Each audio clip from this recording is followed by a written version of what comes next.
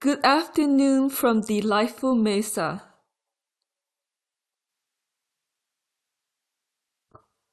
Good afternoon. We hope you're all well out there, wherever you are, whether it's the middle of the night or the morning time down under. We bless you always from Castañeda, gear of transformative action. It's been very much enjoyable to do the readings I've been doing with the Castañeda storytelling systems, and I have a feeling that this will be similar today. We're talking a little bit about assemblage points, which are actions that take you into the airstream of what your truth is. But sometimes we get stuck in anti-truth and a polarity interplay against another. So you're moving along and you're dancing and you're dreaming and you're having a good day and maybe you feel like dancing and suddenly Bill T or Lisa Q or whoever she is shows up.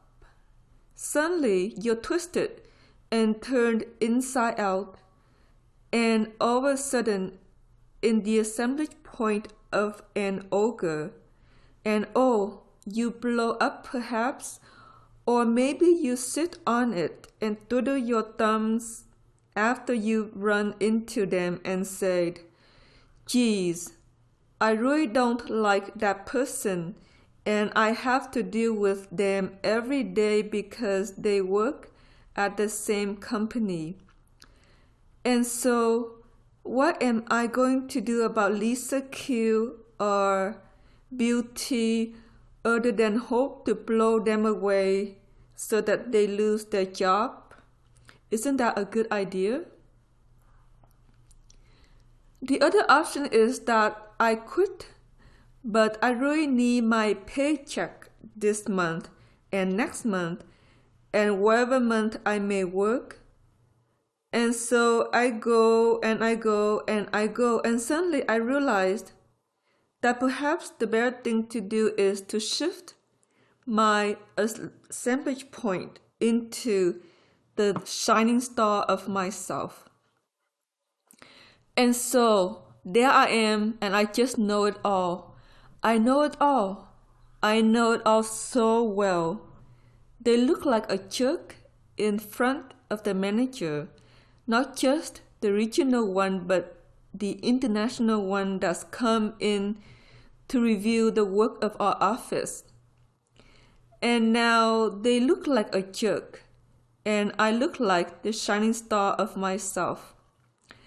I'm in the assemblage point of the one on top who knows himself or herself. I know that, I know that, I know that, I know that, and there I stand on the stage play of myself.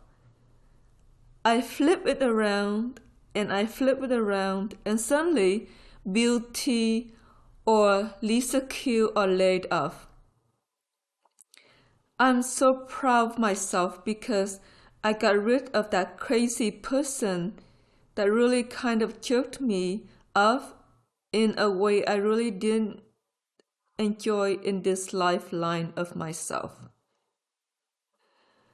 It's been an assemblage point battle sometimes for starseeds that you are who's going to have the better sit on the train or the plane or in the office in relation to the manager, who's going to be on top, and that's been this kind of reality.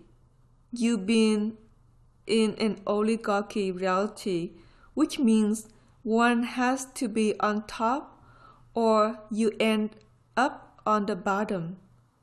The ones in the middle usually dance and sing and play together. The ones on top conquer, and the ones on the bottom are sacrificed. That's just the nature of an oligarchy system of dream stream. which came through the billions of people that procreated en masse and out of control that arrived on craft after their own galaxies have been blown apart, perhaps in a nuclear winter.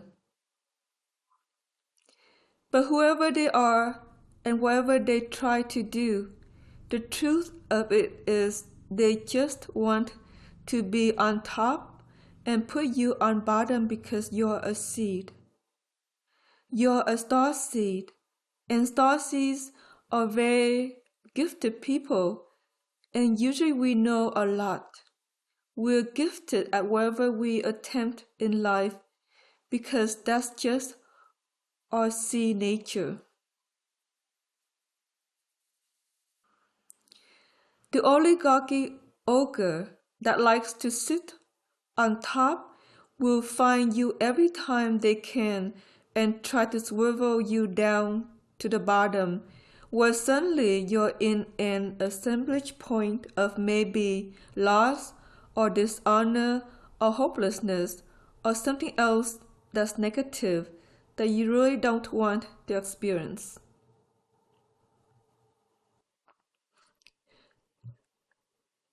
The only other option is to swivel someone else to the bottom and yank yourself up by your bootstraps and try to be on top of them again and then push them down under if you can. Sometimes you can and sometimes you can't. And the truth is that the stage play of the oligarchy system is really ill, and it's one that has dominated in this greed-based cycle that is about to change. The genetic dream streaming is being restored now on the part of the Tao of Earth. Please bless her and thank her for this shift, for it restores boundaries and also forces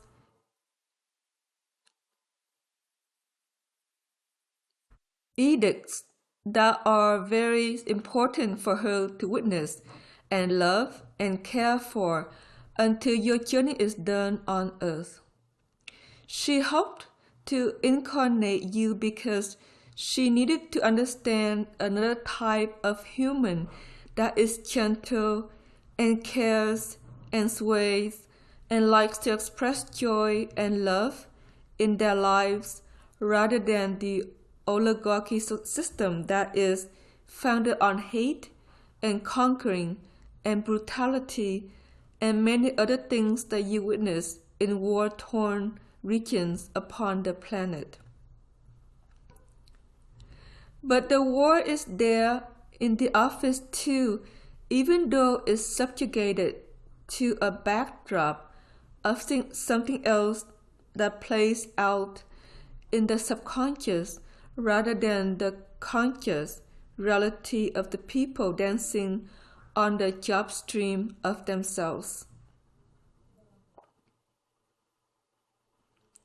So in the backdrop of the job, it's this battle over whose assemblage point is going to win for the day or the play at large or for the promotion if you wish, or what business is going to stay in business and what one is going to go under or one layoff is going to show and who's going to be thrown out the door when the others remain to capital amongst themselves.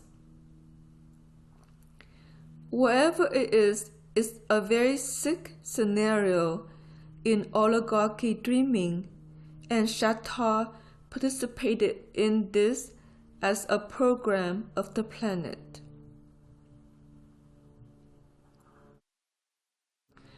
In the oligarchy system, there are three things to witness: that there is always one who believes that they're better than everything on earth. There are always two who believe themselves to be the most beautiful thing you can imagine.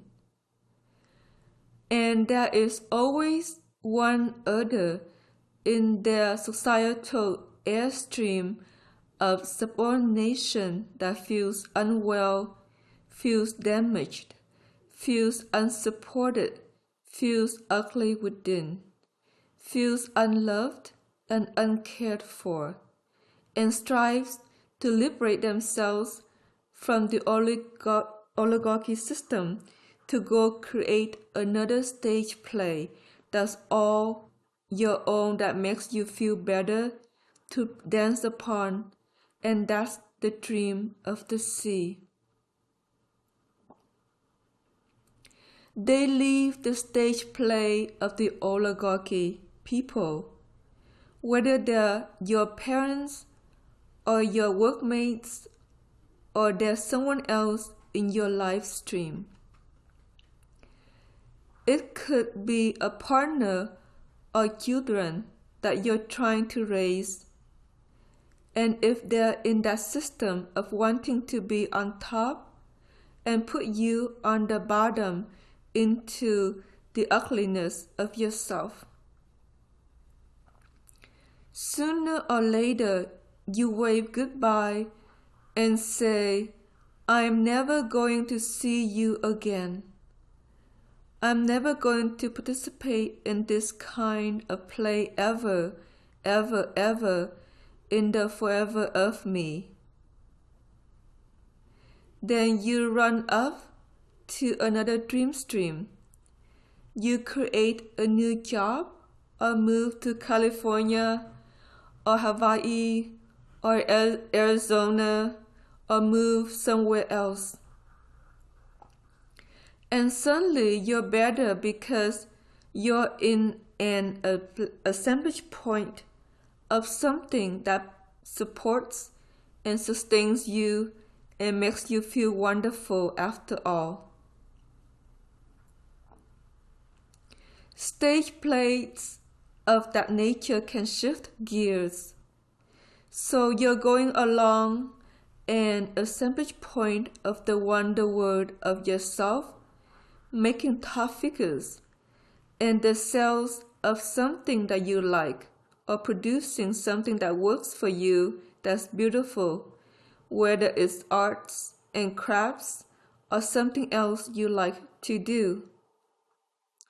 You're selling them in the street fair marketplace of you, and there it is, and they all move, and everybody takes them home and loves them dearly.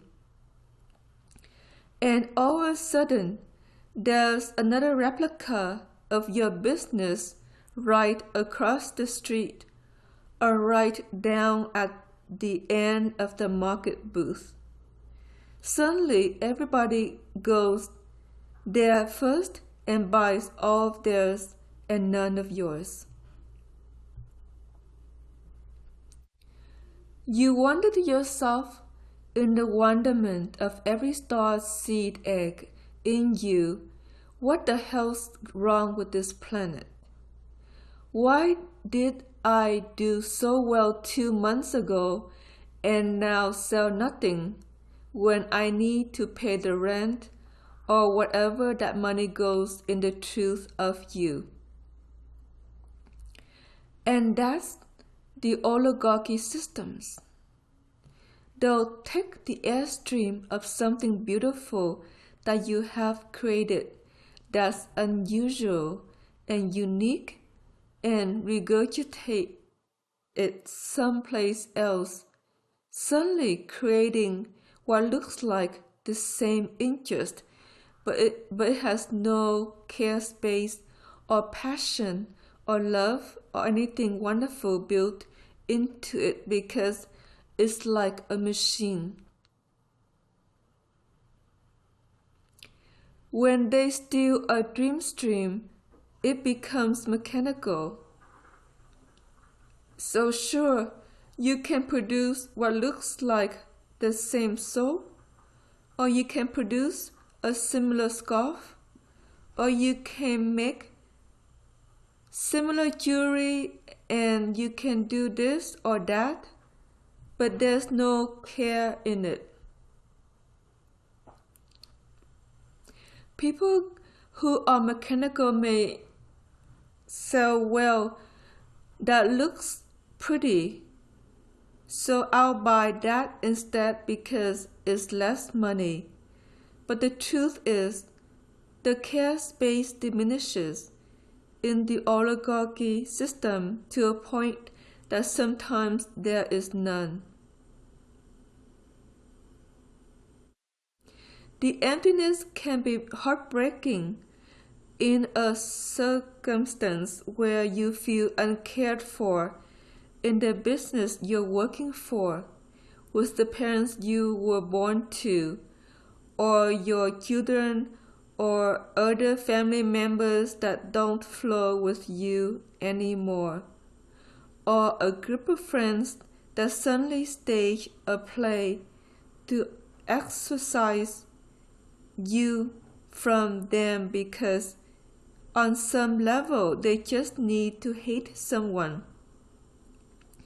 And so they choose you to hate and move you out of the game or the group, leaving you alone on the stage play of you. Now that's the way that the oligarchy system works, is that they always pick one to hate, and if it's you, that's not generally a very kind place to remain, because you feel dejected within until you free yourself from the stage play of them and go on and do something else in another assemblage point of yourself. The hate play is so fastidious, it's almost in every group on the planet. And the hate play will gear self generally to 1 out of 20 will end up being the hated one of the group. Now, in families that are small, sometimes it still occurs if the egg is born and then a child comes after it. So if you're the oldest, often you can end up in the stage play of being the hated one in a family of 4 to 8 siblings. If there are fewer than 4, generally the hate play doesn't happen within the family, but it can occur within the neighborhood. So the oligarchy system has it set up that one family out of 100 is the hated family in the neighborhood. They're the black sheep. They give birth to a child that's deformed, they lose their job, or nothing works out right for them. The farm dies, the horses run away, and life just doesn't work out. You as a seed would never ever agree to be the family on the block that's going to be the shunned one of everything. But there are degrees of being shunned, and it works its way on a wheel of about 18. So 18 out of 100 families are kind of in a shunned position and don't do as well as the others. That's just the way that oligarchy system dreams, and it was a Shatar corridor dream too. It's a strange kind of odyssey of looking at it within each of you, because most of you grew up in families that weren't shunned, so they did better than most. But sometimes you were next door and knew other kids in the neighborhood that were part of the shunned system. A system where a divorce occurred, or things fell apart, or there wasn't enough money, or there were too many kids in the family where the mother was paralyzed or had MS. Or you can think about all those things that you knew in the neighborhood that you grew up and kind of understand what that meant as a seed to be in another kind of play that was better for you to experience, even if you didn't feel particularly loved by your parents.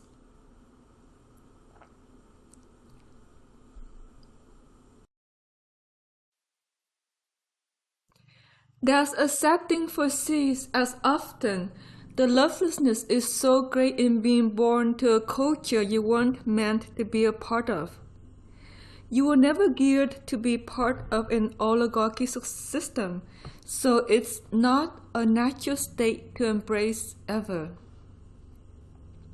You never like the assemblage points that are negative, because the culture you were supposed to be born to didn't have negative assemblage points in the first place. That's how your seed was geared, and that's the life you're looking for. And alas, most others can't have that, let alone you, unless you learn to play it differently, potentially in this world of you. I don't know what to say about it except that in so many ways the stage play of you is the stage play of you and doesn't have to be of anybody else. Even if they're in an oligarchy system, you can simply say, I'm going to transfigure myself out of that system and into a sway of a positive assemblage point that I enjoy, that I love, that I bless and express in my care, and I express in my truth, and I honor me, and I honor you, and then I'm better in myself. I can't really help what anybody else says within themselves ever anyway. Ah, let's take a deep breath, all of you out there listening to this beautiful pre-recorded webinar, and we thank you for joining us.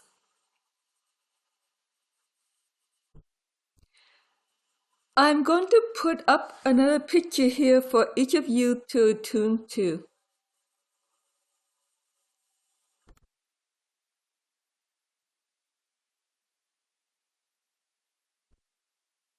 This is beautiful Medicine Lake in the Jasper, Canada region of Canada, and some pictures just capture the pros of Castañeda transfigurative gear, and I don't know how Asarana did this exactly. She was just gifted maybe with Shatar, who said, stop and take this picture because here you will be able to see what it is I'm trying to teach you. The picture of this lake says, be the medicine person of yourself and transfigure yourself to what you want to be and not what anybody else wants you to be. This was one of those moments where somebody local said to Asarana and Pear, the lake disappears generally by the end of the summer. It goes down hidden springs, and that's why they call it Big Medicine Lake. It's the disappearing water line that leaves just rocks upon the shore.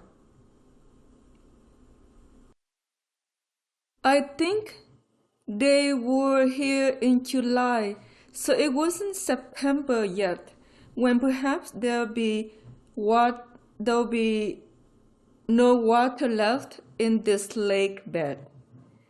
They called it Big Medicine because obviously the land knew how to disappear everything. Why would medicine be about disappearing if you think of it from a Castañeda point of view? Well, when you're in this way and the swizzle and the wonder of caring for others, there comes a time sometimes where they don't want to care anymore or swizzle anymore or be well with you. If you stay in it, suddenly you don't feel well and you walk away from that encounter or that day of your own dislike or disdain and pondered what is maybe you did wrong. Well, Medicine Lake would say, will just disappear. Don't be there to assert an assemblage point of negativity. Just go do something else or be someone else. Now, in Castañeda gear, he would say, well, transfigure yourself to look like someone else. He was very gifted at that. Suddenly he became the chef in the back of the kitchen that would cook up a meal for his friends, and nobody noticed that he wasn't the real chef that was not normally there who was late that morning. He just donned on the disguise just like he was supposed to fry up his eggs and his ham and his tortillas and his beans and whatever else he wanted. He served his friends and then failed to collect the bill because obviously he was the chef that day. And off they waltzed away with a free meal in an assemblage point of himself that said, it should all be free anyway, and nothing should be charged for because I believe in the script of myself. That's kind of a funny story, isn't it, about assemblage points? And sometimes it is that way for somebody that's gifted and you get a gift in return, or somebody gives you something amazing that you weren't expecting because it should be all for free anyway if we were living in a script-based society that didn't use monetary oligarchy theory as part of the assemblage point of everything. And so I would say to all of you that it's really ill to not be like in the dream of yourself, okay? That the dream of yourself says who you are and what you are, and the dream of somebody else says something else. So if you're in the dream stream of someone else, then it's easy to get into their assemblage point to a point that it doesn't work very well for you. If that occurs, then disappear and come back to the assemblage point of view and see what else that teaches you about you in the making of you, and that would be Castañeda's words of wisdom. Castañeda was a character not incarnate now, but a long time ago, perhaps 400 years ago. He was a teacher, a medicine person, and he traveled the Southwest, visiting each tribe. And much like the Kokopelli theory, he had many wives or women and children, and then moseyed along down to the next tribe and never went back to see them raised. But he had a good time because he liked the allure of the female that was beautiful, and he liked a lot of other things. He kept moving his assemblage point around to do what he wanted to do rather than anyone else. In the end, he ended up passing on a cliff by himself, and that's what he wanted to be with the Creator forever in something that he really believed in always, which is life begins alone in the womb and ends alone in the womb also of the natural world tundra of itself. That is the real Castañeda when he was alive, and he anchored a lot of transfigurative knowledge to the people of the tribes of the Southwest through his sea egg that did remain and finally will depart with all the star seeds in this cycle of your hearts. Okay, I'm gonna go on to another picture here.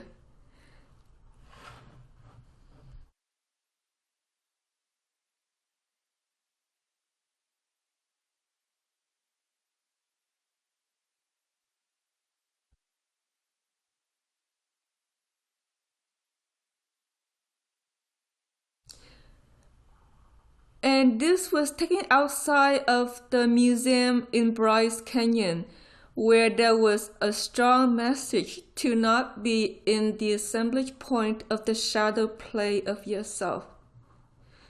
Be in the sunstream, be in the airstream of illuminated light, and not in something else in the forever of yourself, and in all the dreams that you're here to aspire to as a beautiful human trying to guide this sweet group of starseeds. So shadow play is an interesting concept from a Castañeda word of himself, because in the shadow play, of course, there's the cool airstream that can also take you out of the sun and rest the body in the winds of time and maybe put you to peace too. But shadow play of the shade is not shadow play of humanity, and already in the tribal circumstance, the oligarchy system was taking over, and they wanted to war on one another over land that had more of a procreative ability to raise its mushrooms or berries or whatever it is that they thrived upon. Castañeda was a firm believer in sharing everything that you could, and that nature in itself would produce more if you shared with the ones that had less in any given season. He promoted that wherever they went, and kind of anchored a peace line in himself amongst the tribes in the Southwest in the time period he was incarnate. So Castañeda's systems are about peacemaking and not war. They are about equality and non-judgment, and not the opposite that the oligarchy system loves to flow with them. The assemblage point entrance and exit point always needs to be in neutral. You can't leave a difficult or dark assemblage point if you're not in neutral about both sides of the position. We wrote a little bit about beauty and grace and ugliness as two opposites in the position of assemblage points in the oligarchy system, that in the oligarchy world that we know today.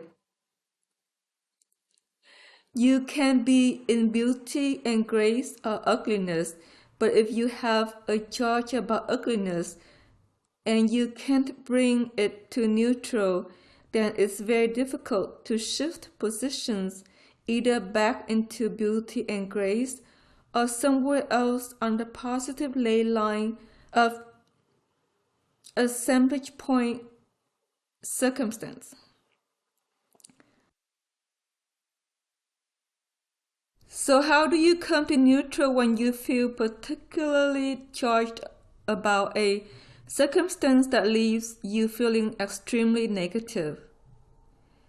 Well, sometimes getting out into nature really helps, or taking a long drive, or swimming, or hiking, or biking, or doing something physical, because in the exertion of the body, you changed the charge of your cells, okay?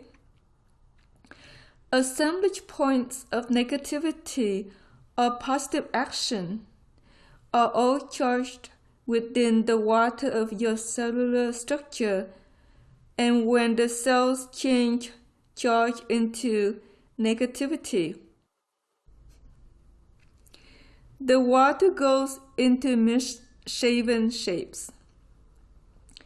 Masaru Emoto of Japan recorded in images of water he took under microscopes to how they charge in very different ways when they were loved and blessed, cared for, or nurtured than when the airstream of the thoughts wanted to punish or crucify, damage, or hurt. Anytime you're in a negative assemblage point, you're hearing the subliminal negativity of others that tell you in their mind without knowing, or perhaps even with knowing if they're kind of a caustic individual. I hate your spouse. I think your face is ugly. I think you should wear other clothes. I really don't like your persona. Or they're thinking something very negative about you in the mind stream of themselves. You pick up on it and it charges you in a particular way. Then suddenly you're thrown into the negative assemblage point of a system of dream stream that says, if your body has that particular charge, then you're going to go into the negativity of the dream that's here amongst all these people you either working for, associating with, or dancing with in some dream of group action or whatever's going on in this lifeline of yours. Now we state that because the negative charge can also be more great if you're eating the wrong foods. So if you're in the right food stream, the charge of the cells may be better, and there may be nutrients or whatever you can add to your supplement list that leave you feeling more positively charged than negative day by day.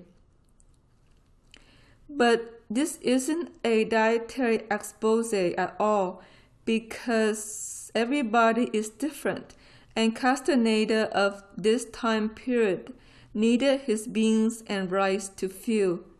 That might not be the best lightweight mind food, because beans tend to ferment and cause the gut to swell, but if it made him feel well, he kept eating it, and eventually it did kind of kill his liver. But whatever it is, and that's the Castañeda born in the last century, taking on that last name. And he was a master at transfigure in many ways, and enjoyed writing his stories about what he experienced or what he imagined in experiences of the other world around him, because transfigures are also otherworldly.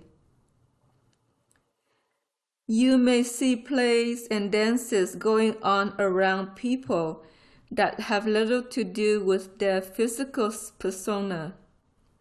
If you attune to them, you may attune to a very negative part of their unconscious and then have a hard time and negative charges in their association because they hate you or something else on that particular other world plane, and then you feel it as if it were physical and then going to a negative assemblage point motion. That's a tough one for those that are sensitive and psychic and intuitive, and most starseeds are. So what to do, what to do? If Lisa Q and Bill T make you feel very negative, but you have to engage with them day to day or on some occasion due to circumstance of work or family or other associations, the best thing to do is to swing and sway in the shadow play, not of them. So you put yourself in the light and you illuminate and you illuminate and you illuminate through focus until the shadow play folds either on them or someone else. Someone else goes negative and you go positive, and you have a better day and someone else doesn't. You can never determine where the shadow play is going to fall. If it falls on your husband or your wife or your kid or your lover or someone you love and hold dear, that's kind of sick to have to experience too. But you can help illuminate them through focus so that that shadow play then folds of your family life or of those in close proximity to you too. If you're married to somebody that tends to be a complainer of self and is always there in the sick assemblage point of something unwell, you can illuminate them a lot until they move their position some, and that may help. But understand that still there are charges sometimes in the body that don't go along.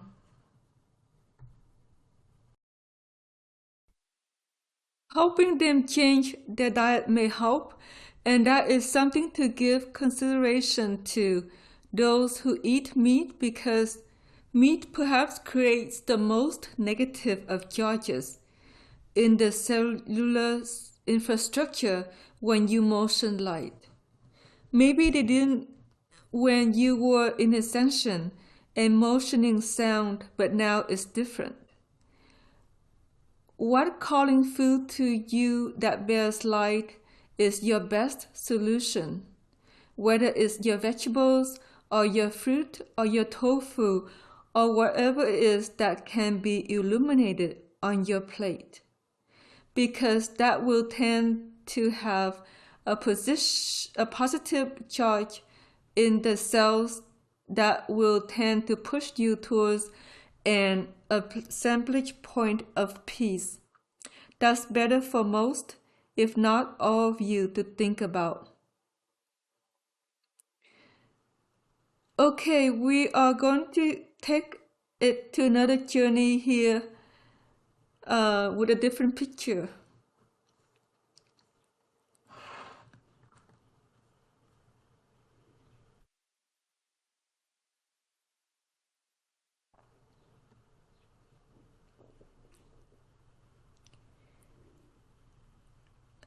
So this picture was taken in Glacier National Park up by Mary's Lake, and is not the most dramatic of pictures, but the trunks of the trees were very luminescent, if you could see the ethereal.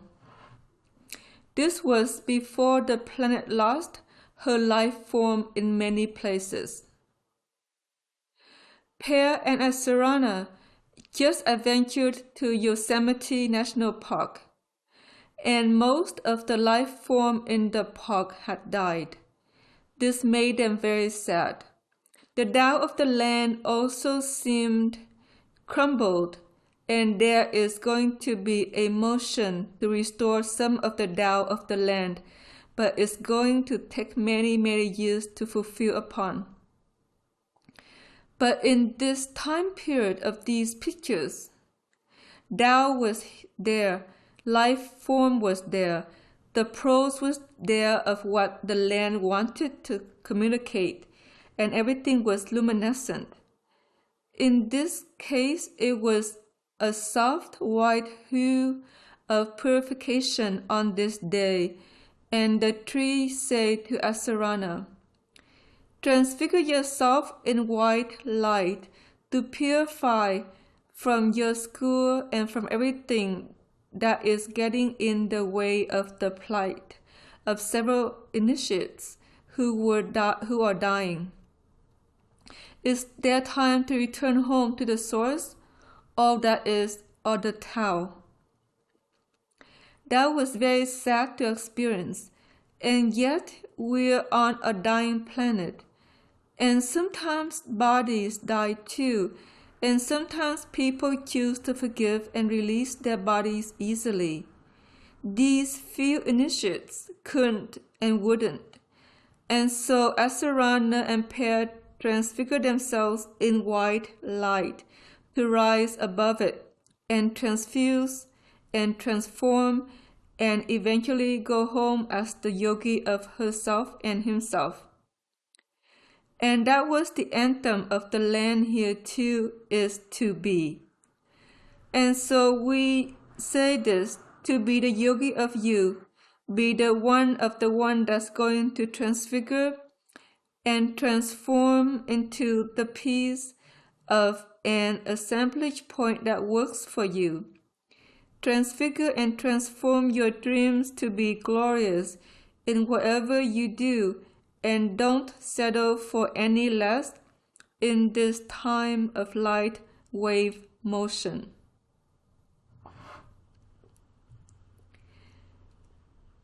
Now we are motioning on to genetic bandwidths of dreaming, which means that your own DNA spirals to create your dream now rather than some other system that is put upon you.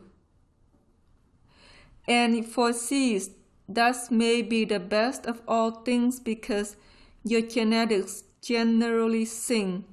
So we're going to talk to you about singing genetics, because that's also what the trees were talking to Asarana about regarding the few initiates in the Dreamtime Ascension School, or DAS, who could not forgive and let go when it's their time to return home. They say to her that these initiates' genetics aren't singing. They never did, and so they were going to get sick no matter what they did.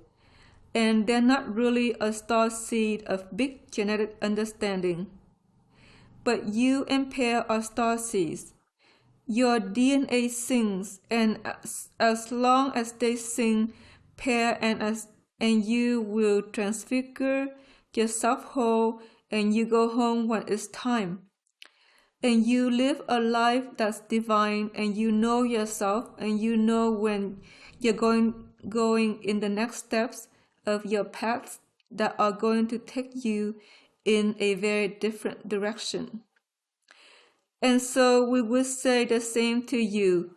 You have genetics that sing, and yet if you eat the wrong foods, the genetics start to not sing as much anymore in all parts of your body or all stanzas of sound. That's why we've written some about purifying your diets and doing the right thing with medicinals that may be from the health food store to get your cellular structure to sing again. If your cells sing, your assemblage points will be more likely to remain positive in associations in the outer world.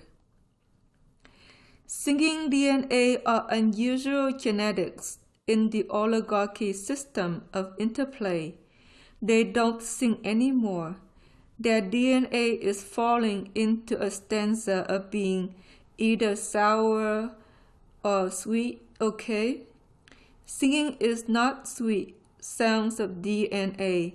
Singing is a melody line that composes a music that says, "This is the composition of the dream stream of my life, that my life shall unfold as a duet or an orchestra of my own making, and I'll sing it and enchant it and dream weave it and draw it to me and be well with where I'm going." That's singing DNA. Those in the oligarchy system can either have sour DNA or sweet DNA. The sweet DNA can often imitate love, but not always, because they're not whole and complete, but they're easier to be around than the ones with sour DNA. Sour DNA can compose itself in two directions. One is if the body's becoming sick, sour DNA creating sickness can still have a sweet persona related with the life. So if you're a doctor trying to doctor people, or a healer trying to doctor people, or a therapist of some kind, the people that come to you are physically sick may actually be very sweet to be around. Because usually you don't get both polarities in the life. And these initiates were like that. Their body was sick, but their persona was very sweetening. Most loved them very much. Now you get into the opposite, where the body actually might be quite well, but the persona is very sour, which is still a reflection of sour DNA, because DNA both construct the body and the dream for the life. Those are people that may be particularly abusive, emotionally upset, or just downright negative, to a point that you can't stand them, or many types of negative expression that we know in the human infrastructure of persona. Negative persona has a negative assemblage point of the position they hold about usually everyone else, okay? So they are okay in themselves about them because they are wonderful, but you on the other hand are a jerk. Or your hair's got the wrong haircut, or your clothes don't look right, or they find something to judge or say to you that makes you feel less than wonderful in their presence. Sometimes they can be downright grumpy or temperamental or abusive for those with a persona of sour genetics. And the more that they abuse the more people dislike them, to a point that they may not have friends if their persona system is extremely negative in relation to many people, and that's a sad thing to witness. Pear had a mother like that and had no friends really by the end of her life, because people couldn't really stand to be around her because she was just so negative about everything you could imagine. His father, on the other hand, had the sweet persona and died of conjunctive heart failure. His mother's 88 and is still going strong, it seems, because the body is actually healthier, even though her persona has all the sour DNA you can imagine. Some of you may have known somebody like this in your life. Bless them. They're fallen DNA and they can't really help how they relate to the world. There are also mindset issues we could describe to you about cortex deformation. That's a part of their brain too. They're deformed in their brain, both kinds of humans in many ways. The deformity in the brain of the cell genetics will create disease in some and negativity in others. It is a very sad thing to look at, and your CDAOs are examining not only your circumstance, but the nature of others in your reality world that perhaps had these kinds of deformed cortexes, and the behavior they emulated towards you in the physical to understand what's happened upon earth. They're not happy about the life experiences that they're witnessing at all because in many ways it's been emotionally injurious for most of you to live on this planet when you were devised to live in a kinder place or in a very different kind of human dream stream that would be more balanced and not so greed and wealth oriented as you well know. C's usually manifest enough always for yourself because you haven't fallen into the place of a genetic horror show of extreme poverty, homelessness, or starvation, and witnessing that even on the television shows in many cases is very sick.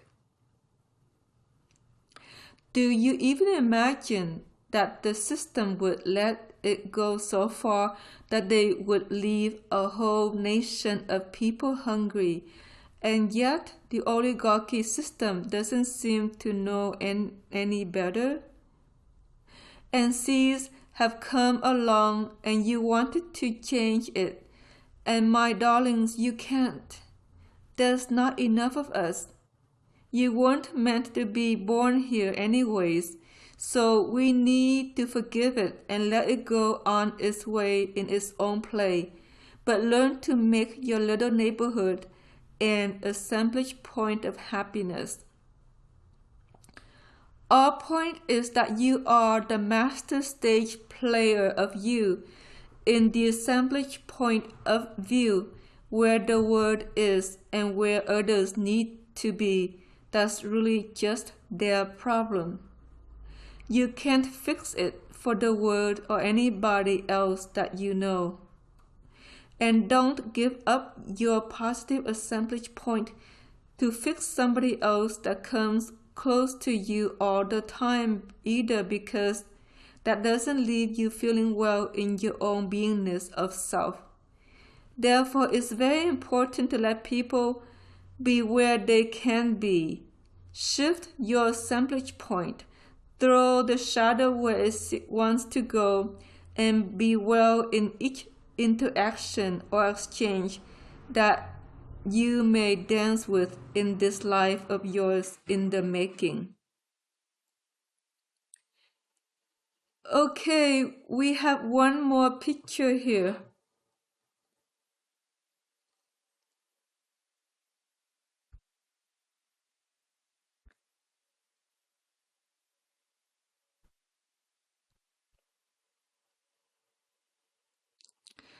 This is another picture of a lake near Bend at Crater Lake, and it was a very, very luminescent day, as you can see in the reflection of light of the water. But this was a ravine, and the land said to Asarana, "Quit falling off the ravine of yourself. You need to sail and soar and not sink in the assemblage point of all the change in this life of yours." At the time of this photo, she was trying to get over the death of a close friend and affiliate in their DAS. Her name was Faith, and we published her Bordeaux letters in chapter 14, titled Letters from Ancestor Faith in Ascension Insights Volume 7. As Sarana finally let Faith go into the lake that summer, as she took her little holiday to Bend, Oregon. Falling in ravines are sometimes very much the pattern that can occur in assemblage points if you're facing like a personal major change or disaster. Disaster being an injury if you've had some injury in the physical, but can also be the loss of a partner, the injury of someone close to you physically, or the loss of somebody close to you that you cared for. Whatever it is, sometimes when something kind of drastic happens to you, you go into an insurgence of change internal to the lifeline of you, and that can throw you in a gorge of negative assemblage points, sometimes for up to a year or more after a major life shift. If you're facing a gorge of major change, and getting into the positive assemblage points can sometimes be very difficult. You have to rise up and swing and be where you need to that feeds food to you to make up for the change that has hit you suddenly and perhaps shocked you in some way because you weren't expecting the metamorphosis of this direction at this time in your lifeline. And for many, there will always be at least one or more of these life experiences that may shock you into what seems like a sudden change or disaster. The best thing you can do for yourself is take yourself to some place that raptures you. Give to yourself more than you normally would, perhaps in caretaking, either holidays or massage or something that makes you feel beautiful, and try to let yourself rise out of this steep hill of like an undertow of something that shocked your life you weren't exactly expecting to grow in this direction.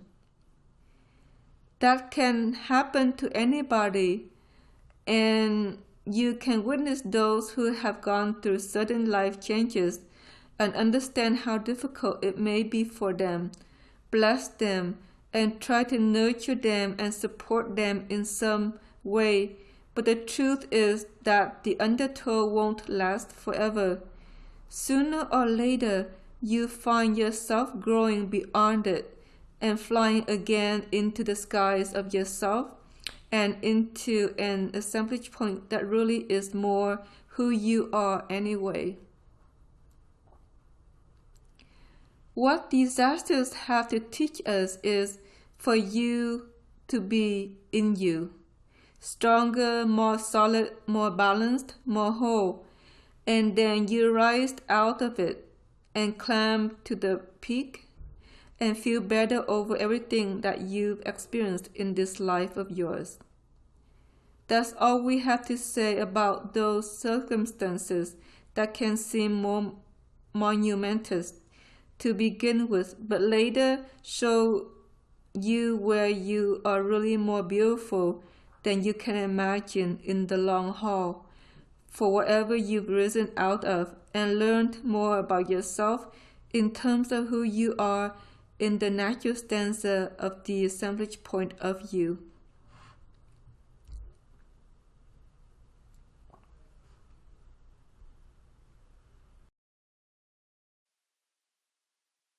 Now, I'm going to go back to our prose.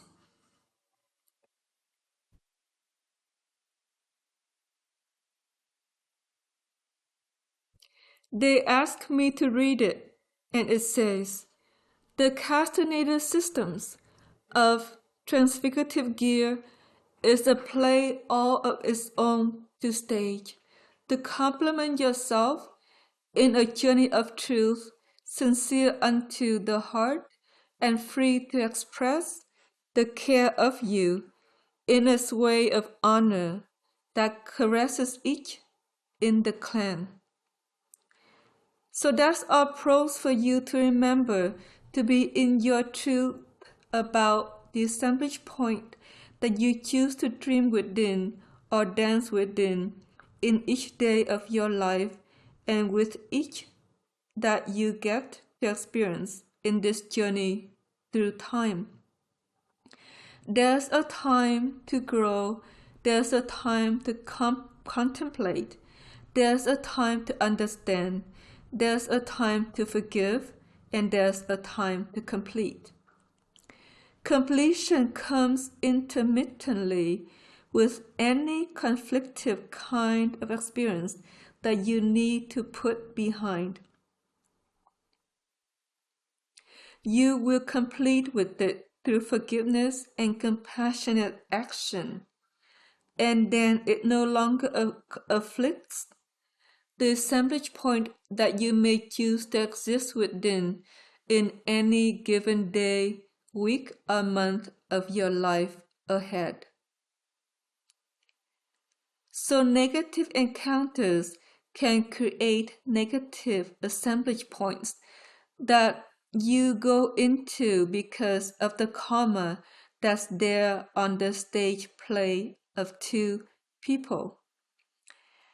After you forgive the karma, it folds, and the position that they attempt to hold you in no longer can be forced upon you.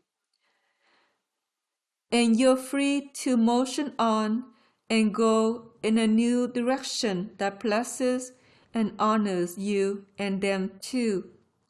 And whatever path that they may need to walk, and possibly away from you.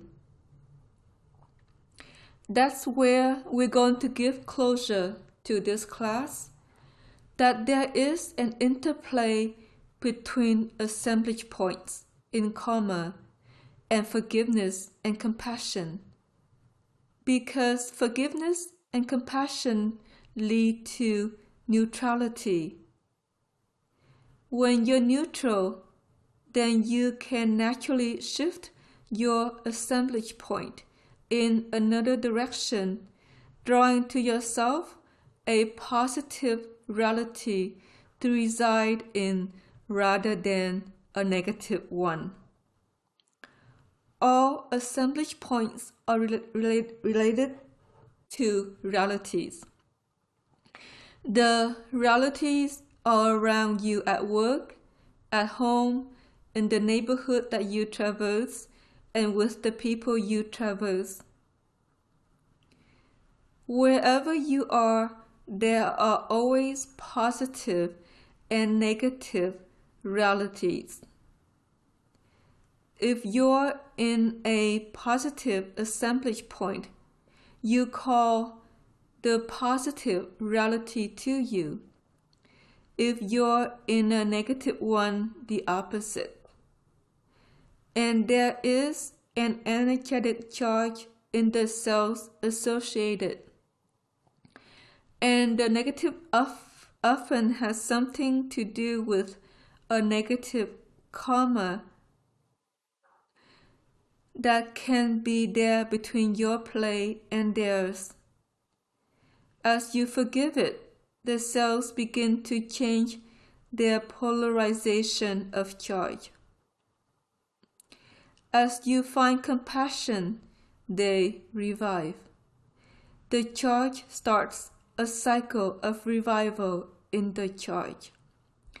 And as you complete, it releases the negativity and fall and discharges it into the land so that the assemblage point can motion towards a negative stanza of who you really are.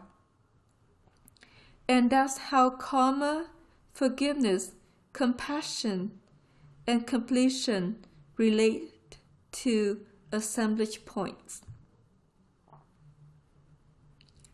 So being in the beauty and the grace of you and not in the ugliness, and being the wonder of something new that you would like to dream in your genetic fostering of your starseed systems.